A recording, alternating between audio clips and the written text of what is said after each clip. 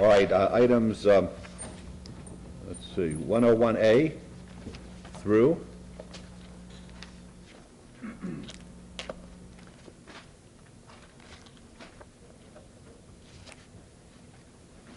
101F, right? Good.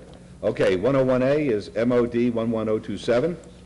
The applicant is Eric Miller. The owner is Sabalas de Oro Estates, LLC. Request for major modification to the Lone Mountain West Master Development Plan to amend sections 2.3.3, 6.1 little a, and 6.31 little a to allow three-story buildings and attached single-family units in the L low-density special use land use designation in Ward 4.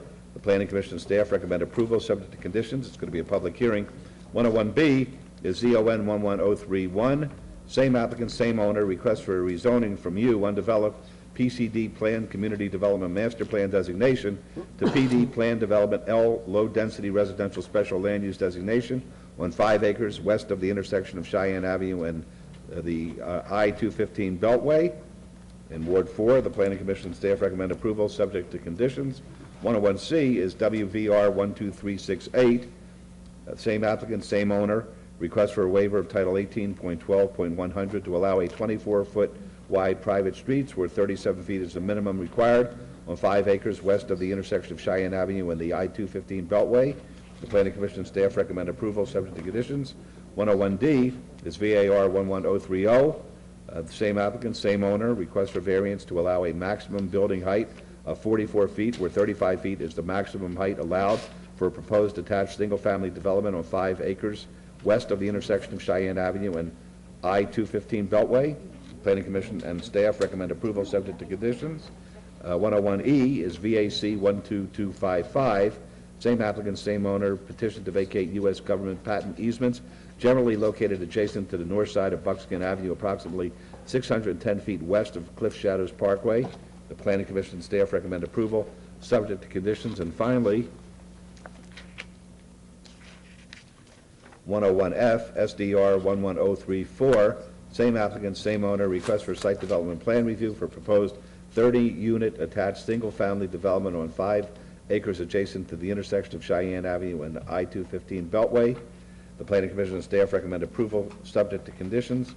These are all in Ward 4. As I've stated, they're all public hearings, which are now declared open. And before we hear from Mr. Curran, I would like to make part of the record, if I could, on the prior item, a memorandum which was submitted to me by Mr. Lewis of the City Attorney's Office, and the email concerning Mr. Cromer's request for a continuance, okay? If you make that part of the record, I think that's important. Very good. Mr. Curran. Thank you, Your Honor. I'm Bill Curran, 300 South 4th Street, appearing today on behalf of the applicant.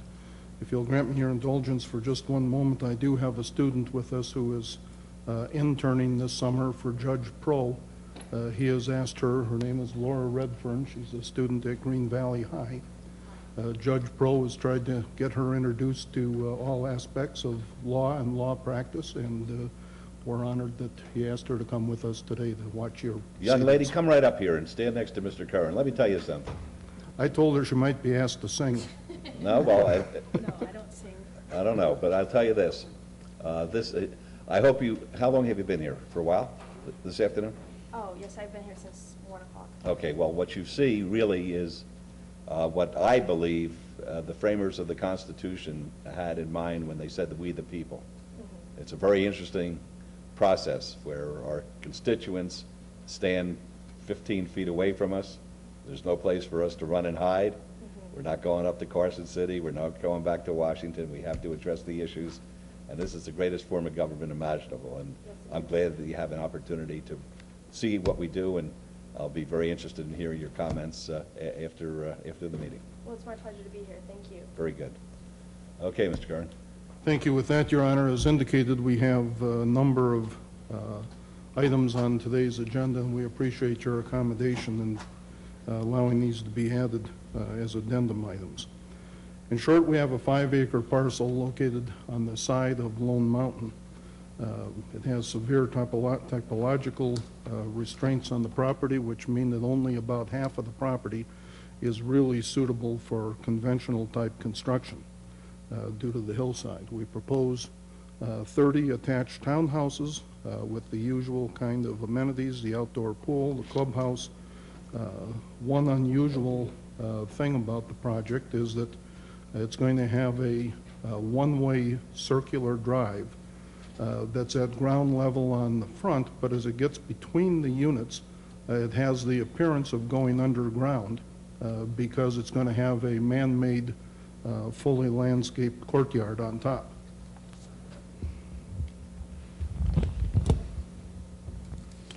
On the board currently, I have a sort of a rendering or an elevation from above to sort of show the way the units are staggered back and forth to create sort of an interesting design.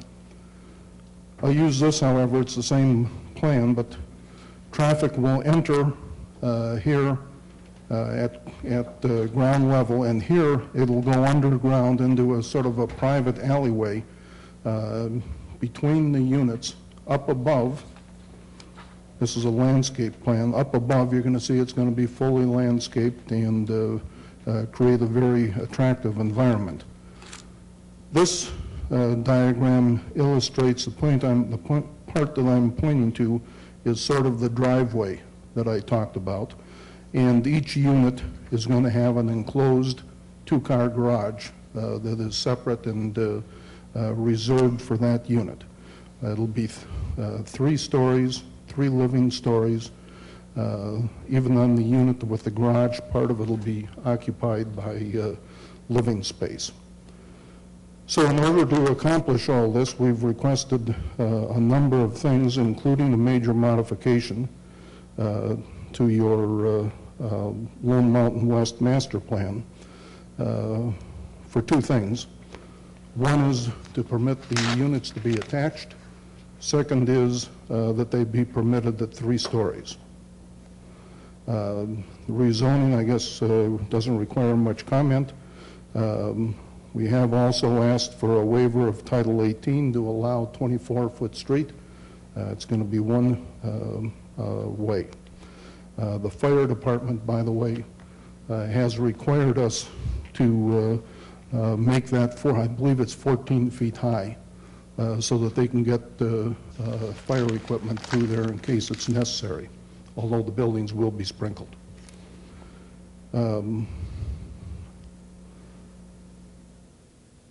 The controversy on this really has to do with 2 things. We have a commercial neighbor, the Focus Commercial Group, who has a couple of office buildings immediately adjacent to this property, and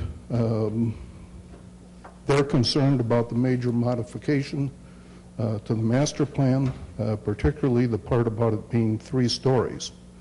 There is the variance as originally applied for. We asked for 44 feet height, where only 35 feet is otherwise permitted.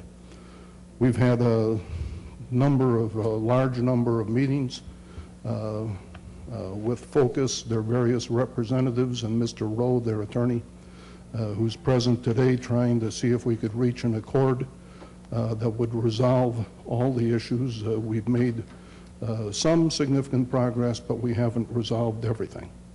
We've also met with your planning staff numerous occasions and with Councilman Brown in his office on a number of occasions. One thing is clear, we should not be pursuing our request for the variance for 44 feet.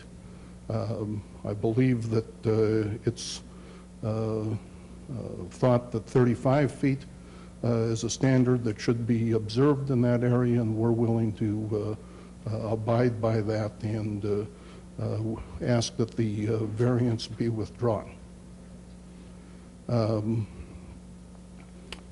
The other issue is the site development plan. I understand that if we make some changes that will reduce the height of the building, you may want to see those changes and have that come back before you for a final review of that plan. We don't have a problem with that. I think probably the most effective use of time would be to allow Mr. Rowe to speak, and I'll respond if appropriate, All right, fine. unless you have questions of me. Councilor Brown, what's your pleasure? Questions of That's Mr. fine. Curran at this time? or Mr. That's Rowe? fine. If I could, I appreciate that, Mr. Curran. Could we go back to the last, the real-life pictures on the overhead? I think there was a series of 3, possibly 4. Yeah. Okay. Perfect. And I wanted to highlight these 3 photos for the council. If you hadn't had the opportunity to go out there, what's interesting about our discussion today is this is perhaps the first piece that has truly hit the hillside. And there are an additional 6 or 7 parcels along this corridor in Ward 4. I know Summerlin West ultimately in Councilman Wolfson's area will address some hillside issues as well, ultimately in Ward 6. So some of the things we talk about today have not been defined from a public policy standpoint.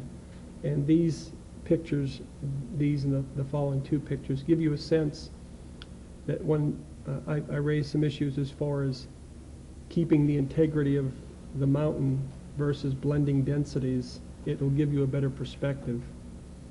Because essentially, if we could freeze on that one, this 5-acre parcel, that flat land is perhaps about 1.5 to 2 acres.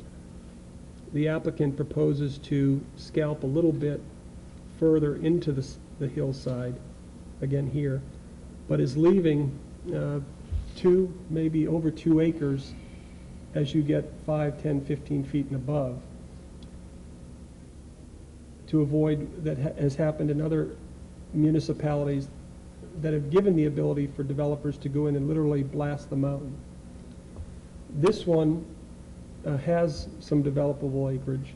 Just north of this, we actually have 15 acres that are 30 feet up and privately owned. So part of the public discussion today, and I've spoken to our attorney's office, is just to make sure that things we say and do today are not going to have any kind of adverse impact on future applications, along with the fact that Ms. Wheel and her department are bringing forward a hillside ordinance that will better govern some of these applications we anticipate in the future. But these 3 photos give a pretty good sense of some of the dialogue that's going to take place. Is that where we were yesterday? No. We were about 20 miles away from this. Okay, it looks like.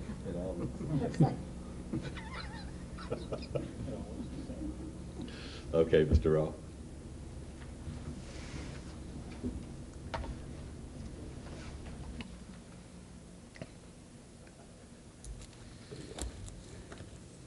Good afternoon again, Mayor and Council. Russell Rowe, 3800 Howard Hughes Parkway. Here on behalf of Focus Property Group. Focus in this instance is here as both a neighbor and as the designer of the Lone Mountain West Master Plan. And there's nothing we dislike more than standing here on the opposite side of the developer on a project on a very difficult piece of property.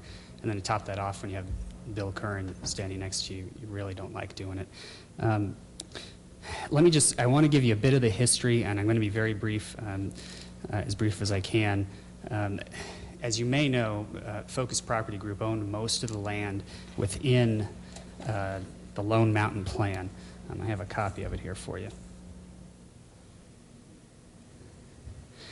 Back when this plan was done, it was Focus Property Group that brought the application forward through the major projects process to develop the Lone Mountain West Plan. It was Focus Property Group that made the commitments to the neighbors and the people who lived in the Lone Mountain West area before it was ever called Lone Mountain West, and to the people in Sun City that the plan was going to be developed as proposed. And for the most part, it has been.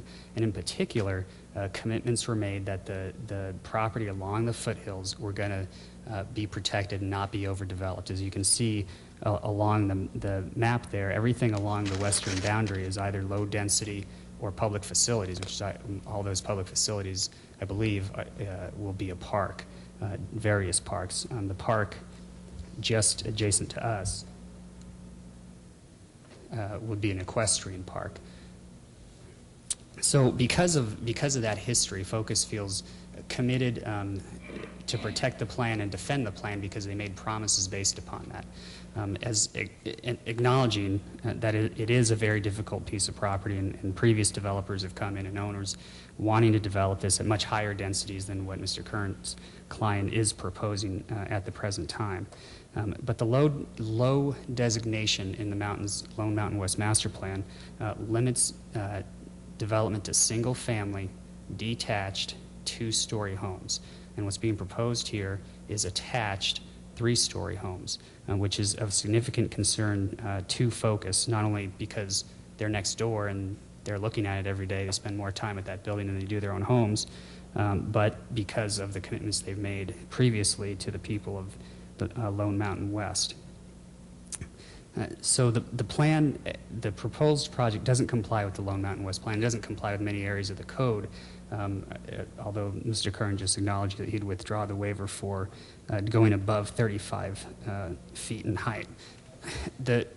What bothers us, beyond just the concern about the promises made, but also the potential precedent, as Councilman Brown indicated, there are at least 6 properties that are similarly situated. All the parcels in yellow, those 6 are all low density designated, so this plan would not just change this parcel, but those other 6. They are all impacted significantly by severe topographical limitations. That's staff's words. That's staff's basis for this major modification and for the approval of this project. And our concern is, with that type of precedent set, it becomes very difficult for a city council to prevent another project coming through, putting all of the entire density, the full 30 units permitted on the 5 acres on the parcels. Some of the parcels north of this site that are impacted by the mountain have less the developable space than currently exists on the subject property today. So our concern is, you change the plan to allow attached. If you go allow the additional height, which thankfully is being withdrawn, and these other modifications and waivers result in a situation where it will be very difficult to protect the rest of the mountain because of the precedent that would be set today, without any hillside ordinance that the city has to govern it. So that's where the concern comes from. And then we can't think of any other foothill around the entire valley that has anything but single-family detached along the foothills. This, to my knowledge, would be the first attached product adjacent to foothills in the entire valley. That all being said, we have been working with Mr. Kern and the applicant on a number of different variations. We have made it to the point of we could live with the project with 2 conditions. It's limited to 2-story, not 3-story. 2-story. If they can do it within 35 feet, great, but keep it 2-story. We don't want to begin setting precedents of additional stories along the foothills, and we do still have concerns with the design. We don't think it's appropriate. It has been a significant improvement. We would like to work further with the applicant on the design. If they can do those 2 things, I think we could move forward and then maybe after this modify the plan or do something to protect the rest of the foothills. But we would ask your consideration of those concerns and at a minimum hold the site development plan review so we continue working on the design. Thank you. Thank you, Mr. Rowe. Thank you. All right, Mr. Curran, did you want to briefly address that, or should we open up for public comment? Well, I think very briefly, we understand that we'd probably be required to come back for another site review, plan review. So I think Mr. Rowe's second point about continuing to work with them on design, we've agreed to their color palette. We've agreed to rock face and various things that will make this actually be both by condition and by our owner's design, or I should say plans, that this is going to be a very upscale, high-priced kind of unit that's going to have some unique views out across the valley, even with the Focus buildings immediately in front of us. They separate us from the existing residences, but there'll be a view more towards the south that will be quite extraordinary. So, I mean, it's our plan to make these very attractive, very high-end type projects. On the first of his points, though, about the 3 stories, with all respect, we've tried to shake and bake this project so many times in so many ways, trying to find a way to get something to work where everybody would agree and we wouldn't have to stand in front of the council and ask you to make a decision. And I think I've become convinced from my client and his architect that it just cannot happen at 2 stories. The constraints on the property are just too severe. I should tell you that there are other projects that have been approved in Lone Mountain at 3 stories, so we're not breaking ground on that. We're consistent with what's happened in the past. Thank you. All right, any questions of Mr. Curran at this time from the council? Any questions at this time, Mr. Rowe, at this time of the council? Folks, it's a public hearing. If anyone would like to be heard, be more than happy to hear from you. All right, seeing none, we'll close the public hearing then, and Councilman Brown, your pleasure. Thank you, Your Honor. First off, Mr. Kern, you mentioned that they're high-end. Have they projected the costs of the units? And I may have asked them in one of our meetings, but...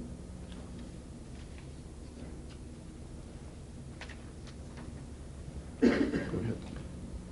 Mr. Mayor, Council, Keith Robertson, 2595 South Cimarron, Project Manager for Caballo de Oro Estates. To answer your question, the cost, Councilman Brown, is that for the cost to build or the sale cost? The sale. Sale cost, we're figuring would be in about the $350 per square foot range. And the units are? 2,450 square feet with 2-car garage, so in around the 800, excluding special amenities that the individual owners would want. I appreciate that. And if we took this, even on 3 acres, if we took a 3-acre parcel and this came in as a townhouse application at $800,000 with a 35-foot restriction, I think it would be embraced. It's that kind of quality. Because of its location, we've run into all these other issues. And the first issue that, again, created some of the conflict is the fact that we've been told in the past that when someone purchases a property, they purchase what they see. And someone looks at 40% of this property as a mountain, and they have to decide, is it developable? Do you do some things? And from the city's standpoint, we've been counseled that that's a buyer beware situation. You know what you're getting. And our land use evaluation should not be contingent upon a hardship. And that's been discussed, and I'm not sure as far as consistency or precedent in the past, but that's certainly an issue. And you balance that against where I think our staff is going, especially in this particular area. We would like to preserve what you see there as best we can. And Margot, correct me, because I may be speaking beyond what you've briefed me on. We don't want to start blasting this mountainside. And I certainly would support the non-blasting approach to a lot of the western facade that we have in the city.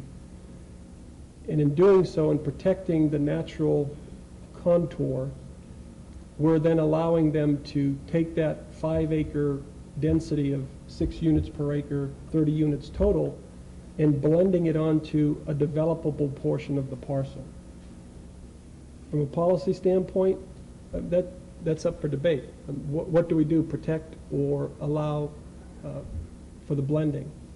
In this case, certainly the 30 units, again, well within the 5-acre gross parcel, but not what we typically see on the development. And that was one of the first issues that raised the conflict. The second one is the height. And this is one that, as was mentioned, in Lone Mountain West, there are currently 2 projects, single-family detached, that are within the 35-foot height restriction, but have 3 stories or 3 levels, semantics aside. So they're in the plan. This one is an attached product, which we have not seen in the plan, but again, one of my motions will be to keep that 35 height restriction in place. The debate then becomes, do we get inside the shell of 35 feet and start dictating from a design standpoint, do you do 3 levels or do you limit it to 2? Our code is ambiguous on that, especially in the Lone Mountain. We make references to 2 and 3 story, and yet height is the ultimate, the limit that we talk about. That's the second issue that had raised some of the conflict. And again, this is why I bring it up to the council, because I don't have the answers. I'm certainly seeking input, advice, counsel, if someone has experience or strong opinions either way. Speaking on focus commercial, and in particular John Ritter, Mr. Ritter is the one that assembled the majority of lands in now Cliff Shadows, what is referred to as Lone Mountain West Master Plan Community. And he has been one, as long as I've dealt with his company, that has supported good development.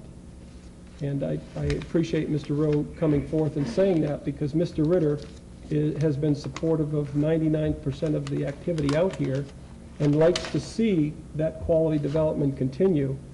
So I'm not so much concerned that they're up raising these issues. I think it's appropriate, not only that it's their neighbor, but it's Mr. Ritter's master plan. Through great dialogue, and I appreciate both the applicant and Mr. Rowe getting together over the last 90 days and bridging, certainly with some support from our office, bridging what was a wide gap in agreement to where we are today, and it's pretty close. It's pretty close as far as, especially if the height goes away, we're left with, I think, 2 key issues. One is the definition of that shell, what happens within the 35 feet. And I am not going to tell you what to do. It's going to be redesigned. But I think in talking to staff, there are ways, especially on the eastern facade, which is what not only Focus will see, but what everybody will see when they can come into Cliff Shadows, what we present as that first impression. I think the concern is if it's 35 feet upgrade and 3 distinct levels, but you've talked about digging down into the garage or living space with patios and landscaping and block walls, whatever the case may be. Correct. So I'm going to leave that up to the ultimate design, but I think you know that issue is well defined on where we want to get as close to possible. The second one, and to me maybe the most important, and this picture on the screen, if everybody has it, if you backed off a quarter of a mile, you would be on the Cheyenne interchange, and driving into Cliff Shadows, this is what you'll see. And that is, I think, is as important as any other issue discussed today, is that first impression. And that's going to be done by your design with colors, the materials that are used, I don't know what we call recessed. The undulation, the recessing of the buildings. And as your office, we agree that we want to blend the color of the product to match with the hillside so that it almost doesn't stand out. It blends. And that's the intent of what we want to do. And that's what we're looking for. I know the staff report mentioned Italian Renaissance, Mission, or Southwest, and I don't know if we've been to architectural school, and I wouldn't know the 3 of them. So again, I think the intent here is well understood. Yes. And the final point I'll make is the option to go in with a single-family detached product, Yes. in some ways would be more of an impact to that picture we're looking right now, even if we cut into the hill and put our traditional homes and tried to get as close to that same density. I think visually it would have a far greater impact than what's Negative being impact. proposed with the townhomes. We believe the same. It'd be more of a negative impact, and we did that at one point in our iterations. And it's in the staff report, one of the layouts. And so I compliment Margot and her staff because this application is out front of the hillside ordinance, and I certainly support their direction as far as keeping the integrity of the mountains the way they are and trying to get that quality development in. And we also want to thank Margot and the staff because we work closely with them, with Gary Leopold, who's no longer with them, and with Doug and with Margot, and they've been great. That's where we're heading. On this particular, I'm going to be supporting it because by denying the height variance, it's going to force the applicant to go back and take a look at the redesign and the footprint, which we've asked to bring back as a public hearing before this council. So there's still the window to try to bridge that final And little we gap can do was that. there. We're comfortable that we can meet that.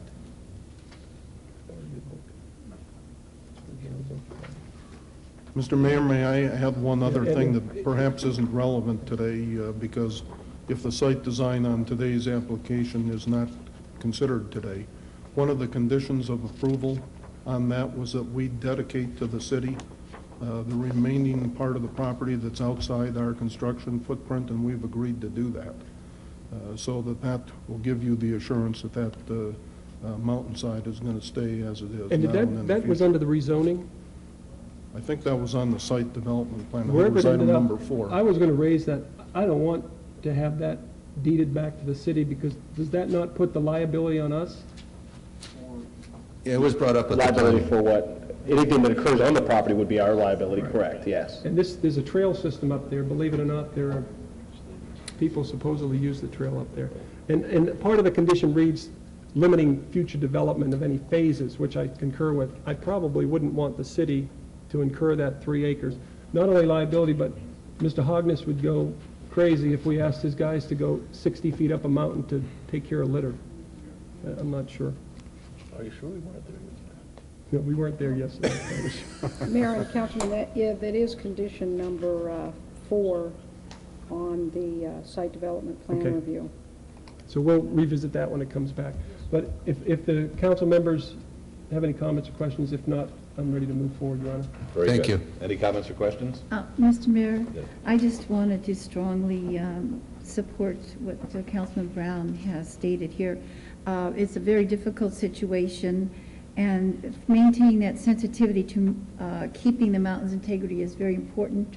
I think many citizens are watching what's going to happen up there, and you'll be with them, and sometimes they'll make remarks about, oh, nobody's going to care when we get to that point. I think it's showing we're caring. I think the focus group has showed that it's cared, and the way it's handled all of that area also. So I strongly support what the councilman's saying. Thank you. Anybody else? Okay, Councilman? Thank you, Your Honor. On agenda item 101A, I would move for approval subject to staff conditions. All right, let's vote. Opposed? Motion carries. On agenda item 101B, I'd move for approval subject to staff conditions. All right, let's vote. Opposed, please. Motion carries.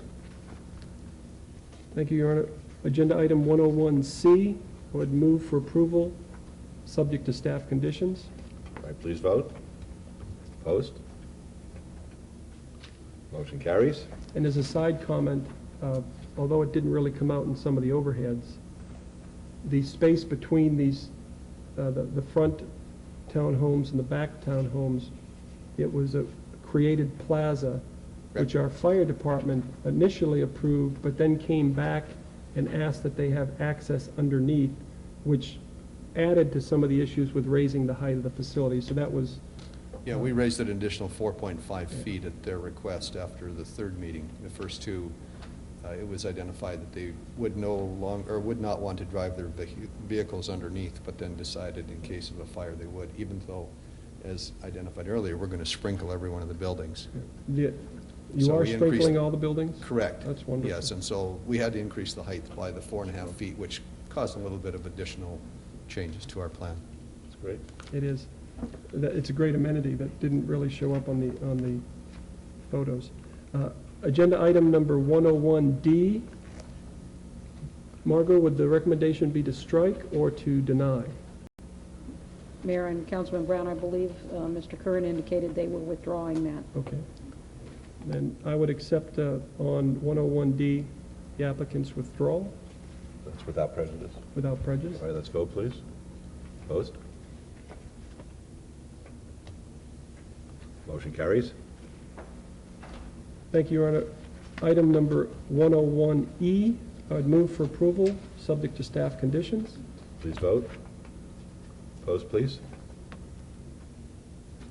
Motion carries. And I appreciate the indulgence of my colleagues on agenda item 101F. My motion would be to table, All right. Let's vote on that, please. and certainly with that motion, encourage the applicant to continue to work with Focus and the neighbors in our office. Very good. We, Mr. Councilman, Your Honor, we intend to proceed as expeditiously as possible. This isn't just to get an approval. They have every intention of going forward immediately. So we'll be working with staff and with Focus right away. All right, very good. All right, let's vote, please. Opposed? Motion carries. Good luck to you, gentlemen. Thank you. Thank you. And Councilman, I think we were there yesterday.